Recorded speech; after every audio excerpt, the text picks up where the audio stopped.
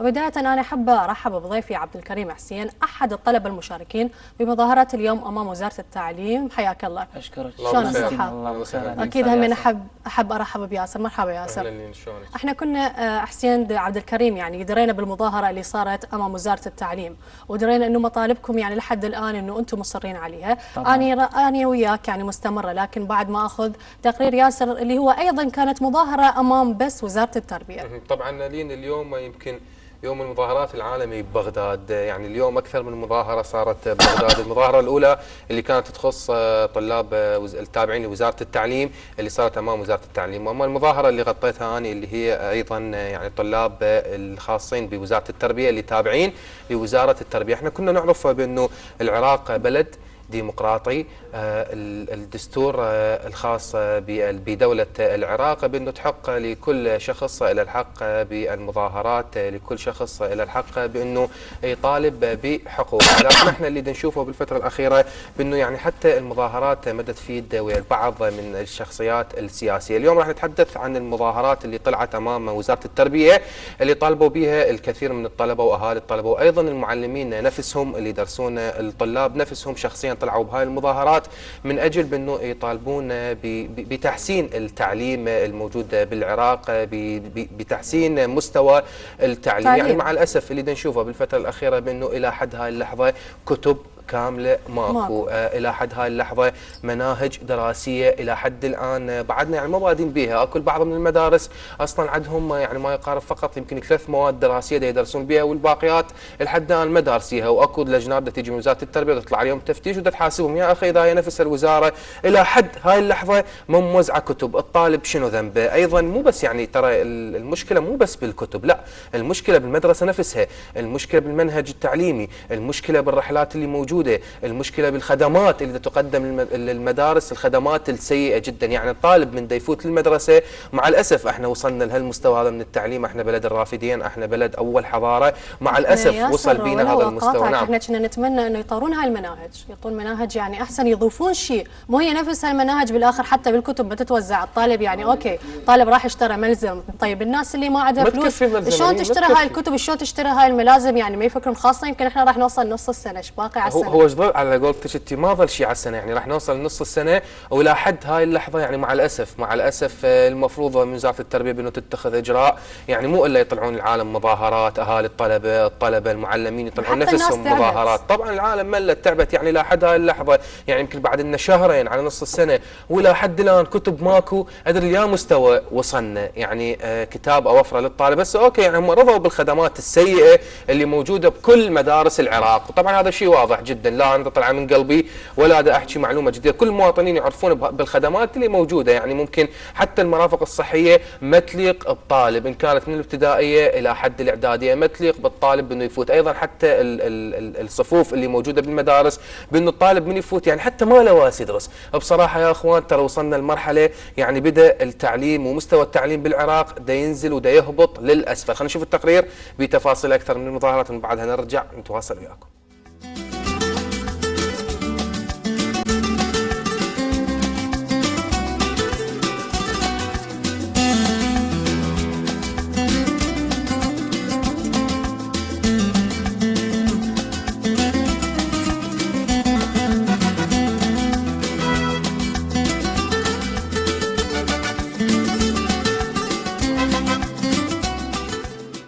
والله احنا جاي ندرس عن طريق الكتب القديمة، بس اقول الوزير التربية هي غير من العطلة الصيفية تتحضر الكتب. انت ليش انت هيك يا وزير التربية؟ $1,000,000 انت والسكرتيرة والاعلامية في الفي بي اي بيسمونها هاي اللي الطيارة الخاصة بيك. انت فد يوم اجيت على المدارس وشفت المدارس، فد يوم مدرس شفته وطلعت ايفاد، فد يوم شفت طالب وكرمته. كتب ماكو، اجتماعيات، انجليزي، رياضيات، وصف سادس. تلقى صف سادس بكالوريا وماكو دخول عام، يوم يقولوا اكو دخول عام يقولون ماكو دخول عام. هسه شو نسوي احنا؟ الكتب ماكو، ويقولوا لنا روح اشتري الكتاب ب 15,000 الأول والعادي ب 10,000. هسه شو نسوي احنا؟ هل نصير؟ نتيجة للواقع التربوي المتردي والسيء اللي تعاني منه المؤسسة التربوية، خرجت جماهير المعلمين بفروع العراق المتمثلة بنقابة المعلمين والمركز العام للتنديد بهذه السلبيات اللي موجودة في داخل مفاصل الوزارة. طالبنا باستجواب معالي وزير التربية من قبل لجنة التربية والتعليم.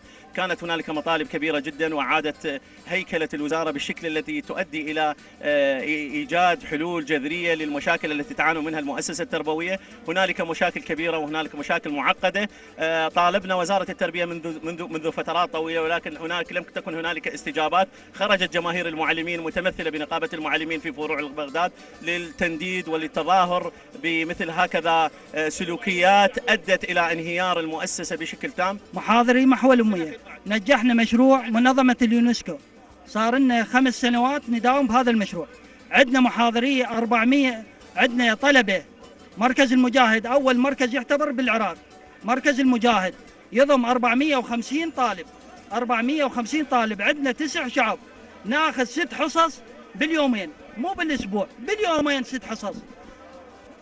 أعطانا 10 درجات، ال10 درجات دخلوها، أعطانا ال10 درجات بس ما دخلونا بالمنافسة.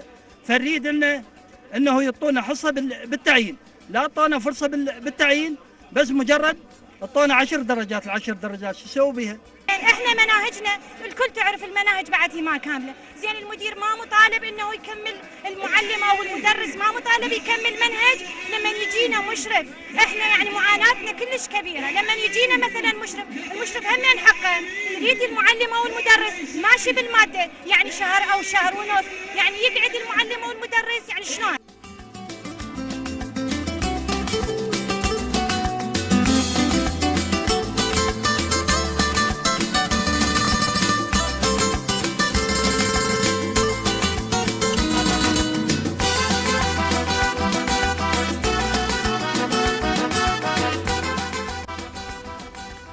يعني مشاهدينا هاي مأساة بصراحة، بأنه كل دول العالم تنبني على شبابها، تنبني على جيل الشباب اللي هو ممكن يقود بلده نحو الافضل. لكن احنا اذا بدايتها الى حد الان المناهج الدراسيه، مناهج التعليم، بانه انا اطور الطفل العراقي اوصله لمرحله الاعداديه ومن بعدها لمرحله الكليه، الى حد هاي اللحظه احنا ما موفرين مناهج الى طلابنا، ونص السنه ما ظل لها شهرين او اقل من شهرين.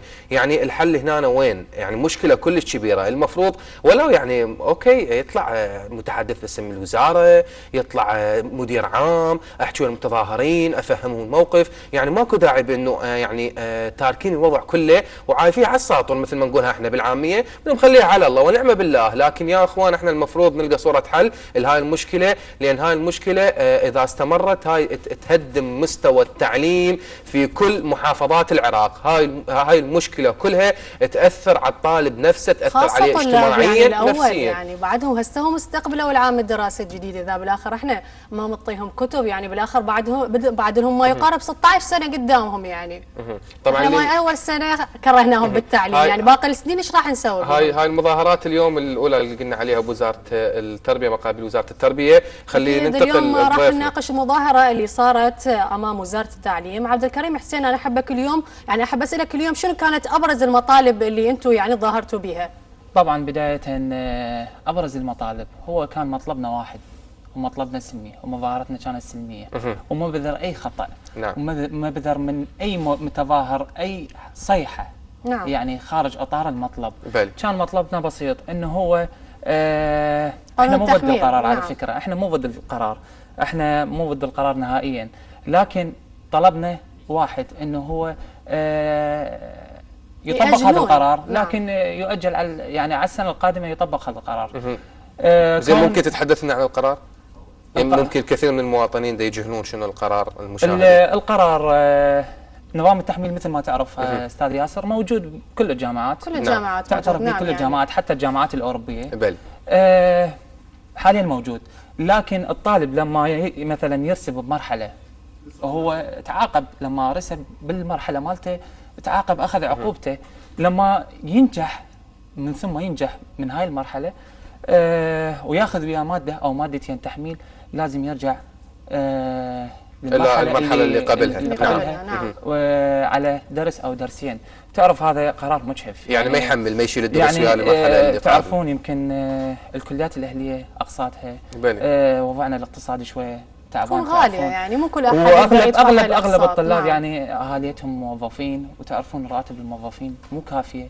البعض يعني القسط مالته مليونين، والبعض 3، والبعض حتى يوصل الى 9. ف يعني جرم انه الطالب يعيد سنه كامله ويدفع 9 ملايين فما دون على مود ماده واحده. يعني احنا نتمنى من وزير التعليم بانه اضافه الى هذا القرار ما اجى من بدايه السنه، ما اجى من بدايه السنه، اجى بالنهايه. يعني ما باقي لها، سبق وان ذكرت انه ما باقي لها السنه، نص السنه راح يعني على اقبال نص السنه.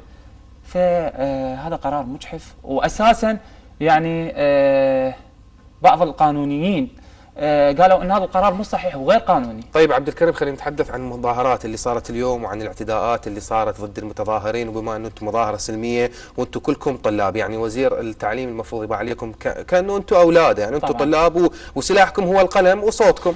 تحدث لنا عن اللي صار اليوم بصراحه. اللي صار اليوم طبعا توجهنا وزاره التعليم العالي الموجوده بساحه الاندلس. نعم. كان عددنا تقريبا ما يقارب 100 الى 125 شخص. دخلنا، ما قطعنا الطريق نهائيا، ما شلنا لافتات نهائيا. مثل ما شلت لافتات يعني كانت مطالبنا شويه، يعني عندنا مطلب واحد، واحنا ما رايحين مثلا مظاهره على شيء كبير، وكنا متوقعين انه يستجابون لمطلبنا، لان مطلبنا يعني مطلب بسيط. زين، حلوا لكم هذا المطلب البسيط؟ يعني شفتوا استجابه كانت موجوده؟ لا. قالوا كمل اجراءات المظاهره. قالوا تتجهون. دخلت انا وولد احمد صديقي من بين ال 125 طالب وطالبه ما يحضرنا اسمها، من جامعه بغداد. المهم نعم. قالوا تتوجهون الى وزاره التعليم العالي الموجوده في باب الشرجيه. زين. اتجهنا هناك. رحت الباب الشرجي. رحنا هناك، وقفنا بالباب. مثل ما ذكرت كانت يعني بس مجرد واقفين. فطلع لنا شخص قال منو اللي يدخل. دخلوا 2 اشخاص، وحتى كانوا موجودين من المحافظات جايين يعني من الصباح الباكر. قضية صارت قضية على مود هذه المسألة. نعم. وكانوا ملتمسين بصيص امل انه يرجعون المدنهم وهم يعني ماخذين حقهم. فدخلوا الاستاذ احد ممثلي وزارة اللي موقع الكتاب. قال احنا للاسف مصدقين هذا الكتاب، واحنا مو زين ما رقمنا قيودكم، احنا اساسا انطيناكم فرصه. شلون كانت ردة فعلكم من هذا الكلام؟ كانت ردة فعلنا انه بقينا موجودين، ما انسحبنا نهائيا. نعم. ومن بعدها انسحبنا. خلينا نتحدث عن التعامل بصراحه اللي صار وياكم، يعني انت ممكن من احد الطلبه اللي تجاوزوا عليكم بالكلام او الاعتداء بالضرب؟ هو شوف، احنا ما نقول اعتداء بالضرب. نعم. لا، بس ما كان اكو يعني تعامل. طبعا المتظاهر لازم تكون له تعامل بطريقه تختلف، يعني سياسه وبالاخص يعني الطلاب كانت مظاهره سلميه ما لها اذيه على اي احد. لا، القوات الامنيه يعني كانوا الناس يعني بس واقفين، يعني ما حدا ما اعتدوا علينا، بس انا اقول لك انه ما كان التعامل زين. يعني ما كانت لياقتهم، يعني ما كانت لياقتهم شويه. لان عبد الكريم بصراحه احنا اللي درينا به واللي وصلت لنا اخبار، والبعض من الطلاب اللي اتصلوا بينا، وانت من احد الطلاب اللي اتصلت بينا، قالوا بانه اعتدوا علينا، وايضا اعتدوا علينا بالكلام، يعني حتى اكو بعض من الفيديوهات اللي ممكن انمسحت. شنو متخوف؟ لا مو متخوف بصراحه، بس انا احكي انت امام حتى وزير التعليم. يعني توصل من الاشخاص اللي ماكو شيء بعد، يعني راح يرجع للمرحله يعني ما عندي شيء اخسره. يعني اكو طلاب يقول لك انا ما عندي شيء اخسره، انا اجي اسوي المستحيل. عبد الكريم هسه ما عندي حتى وزير التعليم ما عنده حل ثاني غير انه يستجاب للمطلبي. واليوم كان العدد بس عبد الكريم انت خايف تحكي، احسك كلش خايف تحكي، يعني بالاخر انت يعني كده احنا قضيتك نريد نطرحها للناس، مو صحيح، نوصلها الجهات تكون اعلى يعني، لكن انا حسيتك مو صحيح. مو صحيح، انا ما خايف، بس جاي اوصل لك الصوره بطريقه صحيحه. نعم. احنا قلت لك مظاهره سلميه. نعم. انا ما اريد اجج الوضع واقول هذا اعتدى علينا ويعني اتبلى على شخص، طبعا لا. يعني قلت هالشيء ما لك كان يعني هالشيء مو صحيح، ما كان تعامل اعتداء وضح كان لي بانه موجود. اعتداء ماكو، لان انا الكلام اللي وصل لي وحتى من حضرتك إيه. حتى من حضرتك الكلام اللي صار بيناتنا قلت لي بانه صار اعتداء لفظيا واعتداء جسديا. هي شوف بصراحه خلينا نتحدث بصراحه، يعني هسه امام يعني هذا منبر قناه السومريه، منبر شباب وبنات، هذا منبر حر الكل مواطن عراقي، منبر حر الكل طالب والكل شاب والكل شابه والكل شخص يملك أكيد الجنسيه يعني ما العراقيه. يقارب 150 طالب 150 طالب وزاد عنهم. العدد نعم. العدد. وطبعا هذا الشيء ال 150 شلون تجمعوا؟ احنا البارحه عرفنا الساعه 12 بالقرار. نعم. تم التنسيق مع كل الكليات، يعني بشكل منظم مو بشكل ضوضائي، ما تجمعنا هيك عبطا. من رحنا على مطلب، يعني كنا متفقين على هذا المطلب. يعني ما رحنا هيك كل شخص طيب يحكي يعني بكيفه. كلمة أخيرة تحب توجهها يعني؟ أنا كلمة أخيرة أحب أوجهها للسيد المعالي الوزير، التمس من سيادته شغلة واحدة، إنه إحنا مع هذا القرار، نفس المطلب اللي قلناه أمام وزارة التعليم العالي، إحنا مع هذا القرار، لكن على أنه يطبق على السنة الجاية. بس أحب أذكر لك رقم اللي مشحفين بهذا القرار. نعم. بالجامعة المستنصرية 3000 شخص، كلية المنصور اللي أنا طالب بها 150 حالة، فبالش بقية الجامعات. يعني بجامعه ولا عدد لا، هائل يعني هذا، من هالموضوع عدد يعني. هائل، عدد أنت هائل، تقدر وراح توصل يسبب كواي ناس أزمة. تقدر توصل وعلى تعبر فكرة عن رأيها. أحب يعني أنوه عن طريق قناتكم إنه اليوم كان عدد 150، باكر راح يوصل 500، ومن بعد باكر راح يوصل 1000. وكثير من القنوات اتصلوا بي أكيد. على انه يجرون لقاء، لكن انا اختاريت قناه ان شاء الله السومرية، تتحقق نعم. لان استاذ ياسر بذل جهود وياي وكان وياي على تواصل. اكيد هذا واجبنا. كان يعني وياي على بالآخر أكيد تواصل، يعني يعني عبد الكريم احب اذكر انه كل نص ساعه استاذ ياسر يتصل بي. طبعا انا بصراحه اطمئن على الاحداثات اللي صارت والمشاكل اللي من احكي منه هوسه يمك، فاكيد احنا قناه السومريه ومنبر شباب وبنات، منبر الكل مواطن عراقي، منبر الكل شخص يملك الجنسيه العراقيه، منبر حر من خلاله ان شاء الله يوصل صوتكم الى كل الجهات المعنيه والى وزير التعليم باذن الله، وبانه ينظر لكم كانكم اطفال. وشغله اخيره، قبل شويه طبعاً. انت حضرتك قلت انه صارت اعتداءات، هي ما صارت، خلينا نقول انا ما هذا اللي صارت. سمعته من حضرتك اللي وجهته. خلينا نقول ما صارت. نعم. آه، خلي تقول. آه، تقول له خلي تقول. لا خلينا نقول ما صارت. خلي تقول ما صارت. اوكي اكيد يعني كلمتك يعني احنا اكيد نتمنى وصلت هذه الكلمه مالتك، يعني نتمنى بس شيء يكون أخير حل لهاي. ولا اقاطعك، تفضل. انه اطلب من قناتكم الموقره ومن بقيه القنوات الحضور ببقر بمكان العفو، بمكان التظاهر، حتى يغطون يغطون التظاهره، أكيد بالآخر وحتى راح تكون تكون- المظاهره سلميه وما تتكرر بها اي شيء ان اللي يتكرر. اكيد عبد الكريم، تحياتنا شكرا لك. لك، شاكرين حضورك، الله شكرا يسلمك. شكراً ياسر. ياسمين. مشاهدينا فاصل وبعدين راجعين.